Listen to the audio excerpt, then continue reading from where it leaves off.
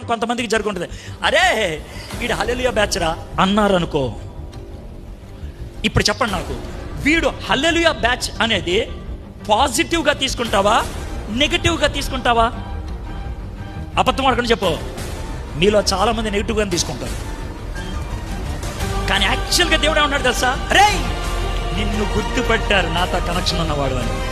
ఎందుకు భయపడతావు? హల్లెలూయా బ్యాచ్ అన్నావు అనుకో, స్తోత్రం కాడరా అన్నారనుకో, గుళ్ళో శవాన్ని పూజ చేసే బ్యాచ్ అన్నారనుకో, ప్రైజ్ ద లార్డ్.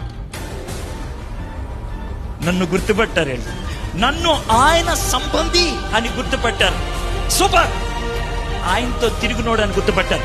నేను అది కాదు అని చెప్పుకుంటే నీకు పేతురికి పెట్టాడలేదు అని ఆయన ఎందుకు వచ్చాడండి? ఇప్పుడు పేతురు గురించి మాట్లాడుతున్నారు కదా అంటే, బిఫోర్ పెంతెకోస్తు పేతురు, ఆఫ్టర్ పెంతెకోస్తు పేతురు. బిఫోర్ పెంతెకోస్తు పేతురు ఒక చిన్న పాప అడిగింది, నువ్వు ఆయనతో ఉన్నావు కదా అంటే,